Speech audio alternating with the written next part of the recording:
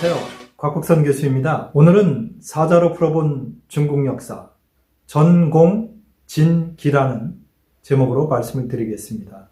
전공진기. 앞에 이루어놓은 공적들이 바람처럼 다 사라졌다. 그런 뜻입니다. 중국의 위대한 제왕들, 국가를 건설했거나 태평성세를 이루었던 군왕들이 자기 제국을 좀 더 공고히 하기 위해서 취했던 조치들이 결국은 자기 제국을 멸망의 길로 이끌고 간다는 그러한 이야기입니다. 우리가 역사를 보는 이유는 역사 속에서 우리가 배우려고 하는 것이 많기 때문입니다. 우리가 정책을 세울 때에 어떤 정책을 세우느냐, 그것이 당대에는 굉장히 좋아 보일지 몰라도 국가의 장기적인 역사 발전의 관점에서 보면 오히려 해가 되는 경우가 상당히 많습니다. 천하를 통일했던 진시황 영정은 어느 날 도참가에게 호라는 성을 가진 자가 결국 진나라를 멸망시킬 것이란 이야기를 듣습니다. 근데 이런 호자는 오랑캐를 나타내는 호자입니다. 그래서 영정이 생각해봤죠. 개인이 이 제국을 무너뜨릴 리는 없다. 그렇다면 결국 오랑캐는 흉노족을 이야기하는 것이 아니겠느냐. 그럼 흉노족을 막기 위해서는 장성을 튼튼히 해야겠다. 그래서 결국 몽염을 보내서 흉노족을 토벌하면서 만리장성을 쌓습니다. 근데 결과는 어떻게 됐을까요?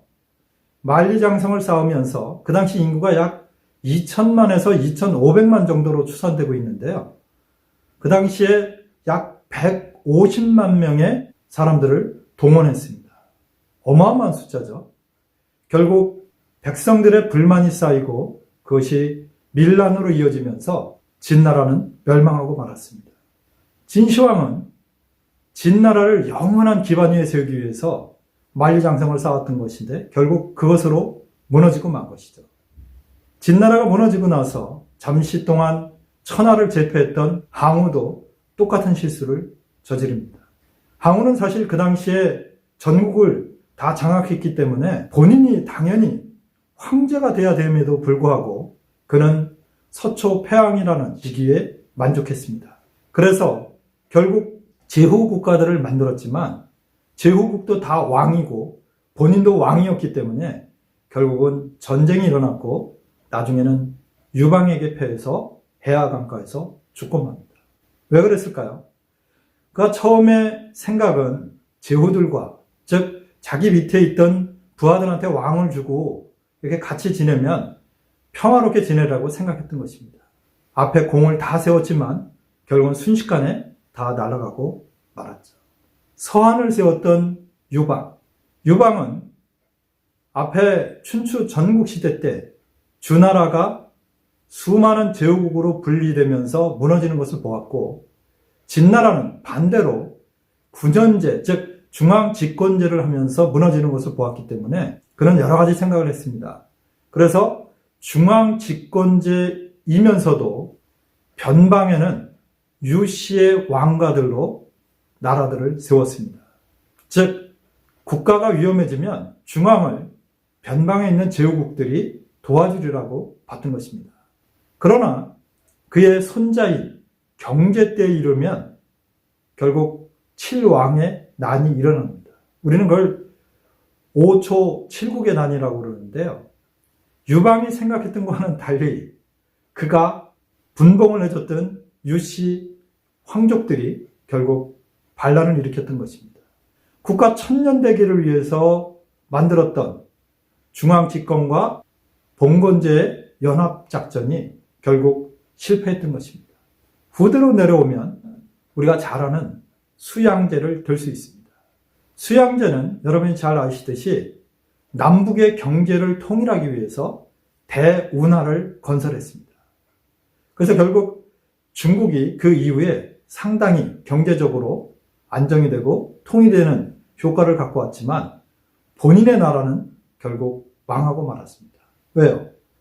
대운하를 세우면서 수많은 백성들, 거의 100만 명이 넘는 백성들을 동원하면서 결국 밀란이 일어났습니다. 그래서 본인은 망하고 말았죠. 자기 나라를 영원히 끌고 가기 위해서 만들었던 대운하가 결국은 거꾸로 본인을 죽이는 그런 화살이 되고 말았습니다. 후대로 내려와서 당나라 때 그 유명한 당현종, 개원의 치세를 이루었던 당현종도 국방을 튼튼히 하기 위해서 절도사 제도를 만들었습니다.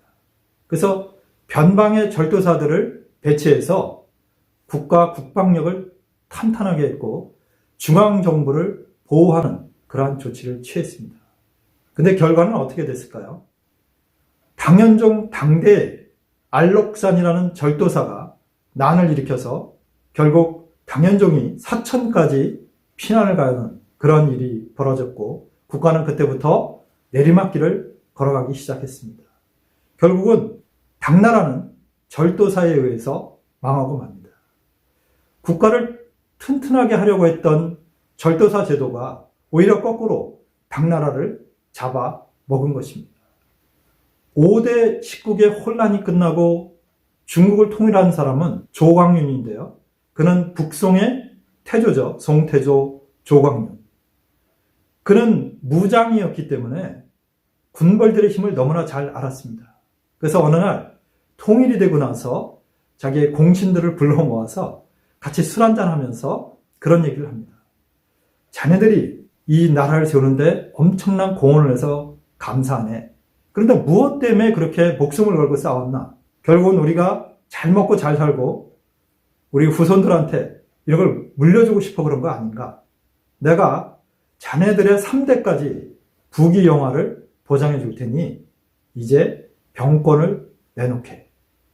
그렇게 해서 병권을 전부 회수한 뒤에 조광윤은 무인 집단을 해체했습니다. 문인 위주의 정치를 펴기 시작했습니다.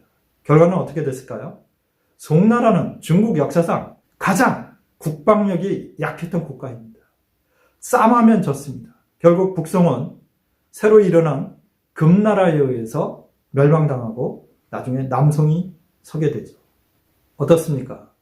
조광윤은 무인들이 번진해서, 즉 당나라 때 절도사들이 나라를 망치게 했고 본인이 5대 19 후주의 장군으로 있으면서 보니 무인들이 변방에서 변란을 일으키면서 국가가 망하는 것을 보았기 때문에 그는 이것을 막기 위해서 무인들의 권한을 다 빼앗아버리고 문인 정치로 갔는데 결국 그것이 국가를 망하게 하고 말았습니다.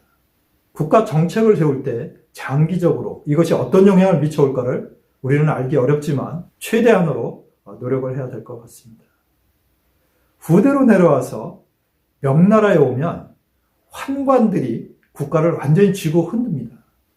사실 명태조는 환관들을 굉장히 싫어했고 환관들 때문에 국가가 망했다는 역사적 사실들을 알고 있었기 때문에 명태조는 환관들을 완전히 멸시했습니다. 그러나 그가 죽으면서 유언으로 환관들한테 권력을 주지 말라 이렇게 명했음에도 불구하고 그의 아들, 우리는 흔히 영락제라고 하는데요. 영락제 주체, 이 사람이 자기 큰형의 아들이 집권을 하자 북경에서 남경까지 쳐내려가서 결국은 명황제 위에 올라갑니다. 그런데 그때 그를 도와줬던 세력들이 바로 환관들이었습니다. 그래서 자기 아버지의 유언을 어기고 환관들한테 강력한 권한을 부여했습니다. 결국 명왕조는 왕조 내내 환관의 화를 겪었고 결국 환관들에 의해서 멸망하고 말았습니다.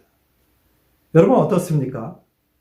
중국의 역사를 보면 결국 제왕들이 자기의 기반을 굳건히 하기 위해서 조치했던 그러한 정책들 때문에 거꾸로 그 국가가, 그 왕조가 쇠락해지고 결국은 그 제도 때문에 발목이 잡혀서 멸망하는 것을 보았습니다.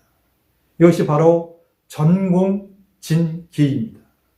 이러한 상황을 보면 우리가 현대에서도 국가 정책을 세울 때 그 당대의 좋은 것만 볼 것이 아니라 결국 긴 안목으로 장기적으로 그 국가에 어떠한 이익이 될지를, 또 국가를 굳건히 하는데 어떠한 도움이 될지를 바라봐야 하겠습니다. 우리가 초대 대통령께서 헌법에 자유민주주의를 기록함으로써 우리가 민주주의 체제로 지금까지 오는 것처럼 우리가 국가의 정책을 세울 때 어떻게 하느냐에 따라서 전공진기가 될 수도 있고 아니면 국온이 창성하는 그러한 전기를 맞게 될 것입니다. 오늘은 중국 역사 속에서 제왕들의 노력에도 불구하고 잘못된 정책으로 인해서 또는 그 정책의 폐해를 너무 가볍게 보았기 때문에 결국 왕조가 망하는 그러한 역사를 보았습니다. 전공진기, 우리가 가슴에 명심해야 될 말인 것 같습니다. 다음번에는 좀 더 재미있고 유익한 그러한 이야기로 찾아뵙겠습니다. 시청해 주셔서 감사합니다.